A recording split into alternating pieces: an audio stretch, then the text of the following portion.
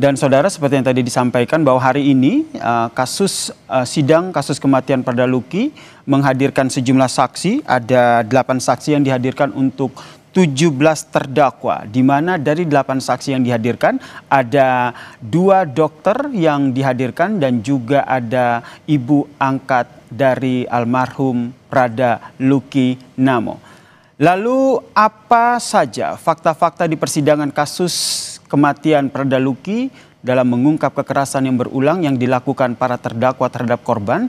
Ulasannya lebih dalam, saudara, kita bahas bersama dengan perwakilan dari keluarga almarhum Prada Luki. Ada Ibu Debbie Fatimah Lim dan juga Direktur Eksekutif Amnesty International, Mas Usman Hamid, yang telah bergabung bersama kami di Kompas Petang. Selamat petang semuanya. Selamat petang. Selamat petang, Bu Debbie. Selamat petang. Baik, saya ke Mas Usman Hamid dulu. Mas Usman, kalau kita lihat ini ada 22 tersangka yang menjalani persidangan, sejumlah saksi juga dihadirkan. Menurut Anda, dari 22 tersangka yang terdakwa yang sudah dihadirkan ini, apakah hakim juga akan menelusuri siapa sebenarnya otak pelaku ataupun yang betul-betul bertanggung jawab atas kematian Prada Luki Namo? Ya, itu akan sangat bergantung dari independensi dan keberanian hakim. Tentu kita semua berharap hakim yang mengadili perkara ini benar-benar berani, benar-benar objektif, dan bebas dari segala intervensi untuk menelusuri siapa sebenarnya yang paling bertanggung jawab atas kekerasan terhadap Prada Luki. Saya kira dari sanalah kita akan mengetahui apa sebenarnya problem utama di sana. Saya menduganya ini memang problem sistemik di dalam lingkungan militer, di dalam memahami secara keliru apa yang disebut sebagai disiplin militer. Disiplin militer itu ada disiplin yang menghormati hak asasi manusia, ada yang tidak. Bahkan yang tidak menghormati hak asasi manusia tidak pantas disebut sebagai disiplin militer.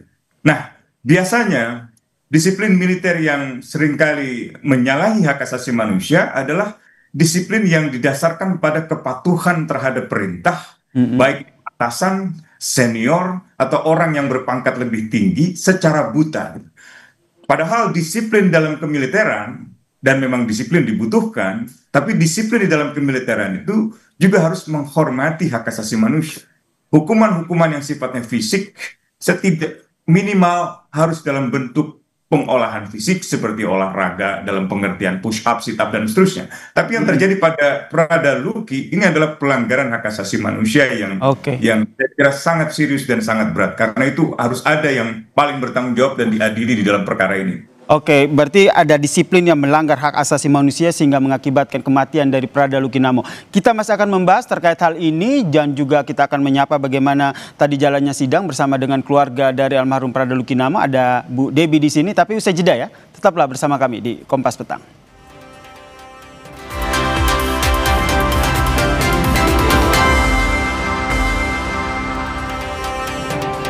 Masih bergabung bersama kami perwakilan keluarga almarhum Prada Luki Namo, Kak Debbie Fatimah Lim dan juga Direktur Eksekutif Amnesty International, Mas Usman Hamid. Saya ke Kak Debbie. Kak Debbie, tadi mengikuti jalannya persidangan ada 8 saksi yang dihadirkan, diantaranya adalah 2 dokter dan juga ibu angkat dari almarhum. Apa yang Ibu pantau dari kesaksian tadi? Terima kasih, Mas. Jadi dari keterangan dokter, khususnya yang perempuan itu saya agak kecewa karena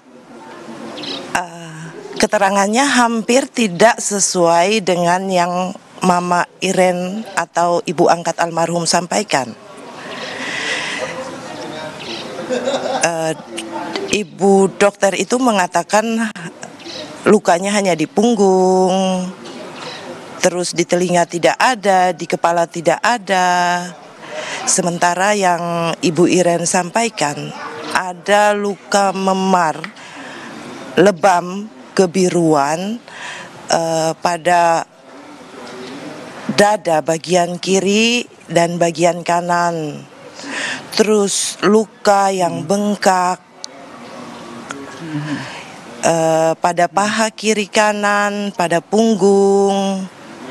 Nah, keadaan almarhum anak kami Lucky itu pada saat tanggal 28 dia lari ke rumah mama angkatnya itu, keadaan lukanya belum separah tanggal 2. Oke, berarti Kak Debbie yang Ibu maksud bahwa ada perbedaan kesaksian ya. Menurut Anda apa yang disampaikan oleh dokter yang memeriksa almarhum Prada Lucky Namo saat itu berbeda lukanya dengan apa yang disampaikan oleh ibu angkat ya? Iya, benar sekali, Mas. Lalu jadi mama angkatnya itu mama angkatnya itu terkejut ketika dia ke rumah sakit melihat keadaan almarhum anak kami Lucky jauh berbeda pada saat tanggal 28 ke rumah mama angkat itu. Itu sudah ada banyak luka yang sangat tidak manusiawi. Kalau mau dibilang lebam memarnya tuh, aduh, kami lihat pada foto-foto almarhum itu sangat sakit, Mas. Baik Kak Debbie, tentu kita tidak ingin membuka luka yang terjadi pada almarhum Prada Lucky. Namun dalam persidangan tadi ada keterangan juga dari ibu angkat Prada Lucky begitu yang menjelaskan kekagetannya ketika melihat kondisi dari Prada Lucky Namo. Menurut Anda dari kesaksian ini apakah sudah cukup membantu untuk menguak fakta kekerasan yang terjadi pada Prada Lucky hingga mengakibatkan ia meninggal dunia? Ya, baik Mas, dari kacamata awam ya, bisa kami lihat kesaksian yang mana yang jujur, yang mana yang berkelit-kelit, atau mencoba menutupi kebenaran. Itu sangat bisa terlihat. Dan, bagian mana Ibu, Kak Debbie? Maaf saya potong. Jujur. Bagian mana yang menurut Kak Debbie yang betul-betul mengikuti persidangan ini yang berkelit-kelit seolah-olah menutup fakta? Dari dokter wanita tadi berbicara tentang lukanya yang tidak terlalu parah. Baik. Tetapi dari auditor dan Bapak Hakim membaca kembali isi BAP dari dokter umum yang memberikan keterangan tentang keadaan anak Lucky. Nah, di situ kami melihat bagaimana tim auditor dan hakim cukup jujur ya. Baik Ibu, saya ke Mas Usman dulu. Mas Usman, kalau kita lihat dalam pemeriksaan saksi ini dibagi menjadi 3 kelompok, 17 terdakwa, kemudian ada 4 terdakwa dan juga 1 terdakwa yang merupakan atasan dari Prada Lucky Namo. Anda melihat kenapa akhirnya skema ini yang digunakan oleh majelis hakim? Ya, saya tidak persis mengetahuinya apa yang menjadi sebab ya, tetapi umumnya pemecahan-pemecahan perkara semacam itu malah merugikan keluarga korban. Dia akan memutus kronologi peristiwa yang selengkapnya. Bahkan dia bisa juga digunakan untuk memutus pertanggungjawaban dari orang yang paling misalnya bertanggung jawab di dalam peristiwa itu gitu. Nah, ini yang saya kira sangat kami khawatirkan, dan kerap kali di dalam lingkungan kemiliteran yang disalahkan hanyalah prajurit-prajurit di tingkat bawah gitu, di tingkat bintara misalnya gitu, entah itu berpangkat prajurit 2, prajurit 1, kopral, sersan dan seterusnya. Sementara mereka yang berpangkat perwira atau perwira menengah, apalagi perwira tinggi, kerap kali mendapatkan semacam kekebalan hukum atau semacam ketiadaan penghukuman atau impunitas. Nah, ini yang kami harapkan tidak terjadi pada perkara Prada Lucky, karena ia merupakan korban dari kekejaman luar biasa di dalam lingkungan militer yang harus dikoreksi secara total. Oke. Dan Prada Luki ini harus jadi korban yang terakhir. Tidak boleh ada lagi Prada Luki berikutnya di dalam lingkungan militer. Kita harus mulai satu budaya militer yang secara internal menghormati harkat dan martabat manusia. Kalau di dalam lingkungan internal militer tidak ada penghormatan hak asasi manusia, jangan berharap bahwa tugas-tugas kemiliteran, apalagi di dalam masyarakat, bisa menghormati hak asasi manusia. Jadi harus ada koreksi total terhadap nilai-nilai kedisiplinan di dalam militer. Dan saya mendesak Majelis Hakim untuk menegakkan keadilan dan mengungkapkan kebenaran yang selengkap-lengkapnya untuk keluarga Prada Luki. Mendesak menegakkan keadilan untuk keluarga Prada Luki. Menurut Anda, adanya indikasi kekerasan yang berulang, apakah ini dapat memperberat hukuman dari dakwaan auditor? Harus digunakan untuk memperberat hukuman. Dan orang yang paling berat hukumannya justru bukan orang yang merupakan bawahan atau berpangkat rendah, melainkan orang yang berpangkat lebih tinggi. Karena dia ditugaskan dan diamanatkan dengan lebih besar, baik itu secara kepangkatan, secara penugasan, secara kedinasan, maupun juga secara moral, yang memiliki pengetahuan, memiliki tanggung jawab yang lebih besar. Jadi menurut Anda secara tidak langsung yang paling bertanggung jawab dari kematian Prada Luki ini adalah atasan dari Prada Luki, satu terdakwa yang saat ini juga tengah diperiksa? Ya, terutama apabila ia memerintahkan. Setidak-tidaknya ia mengetahui perbuatan bawahannya dan tidak melakukan tindakan apapun, tidak melakukan pencegahan maupun tidak melakukan penghukuman. Itulah yang disebut sebagai command responsibility, tanggung jawab komando. Tidak ada bawahan yang salah. Yang salah selalu atasan. Disitulah budaya militer, tanggung jawab militer seharusnya diterapkan gitu. Dan ke depan tidak boleh ada lagi disiplin-disiplin atau apapun atas nama korsa, atas nama kesatuan, atas nama nilai-nilai kedisiplinan yang merendahkan harkat dan martabat manusia. Baik, saya ke Kak Debbie sedikit saja. Tentu harapan itu harus selalu ada untuk keadilan bagi almarhum Prada Luki. Dengan jalannya sidang ini, masih adakah harapan itu? Selalu ada, Mas.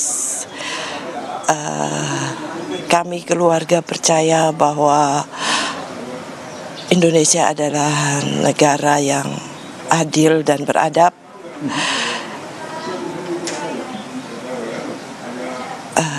Kami hanya mau menggugah hati nurani para pemimpin-pemimpin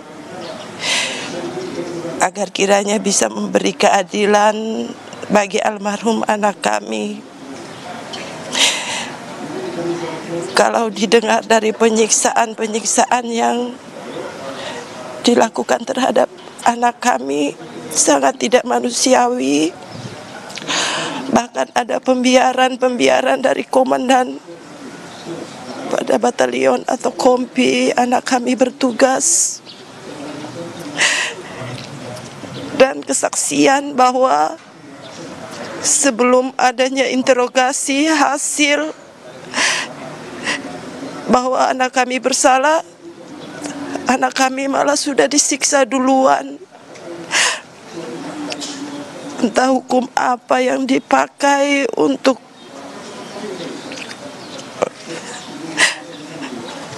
anak kami sehingga disiksa dulu baru ditanya.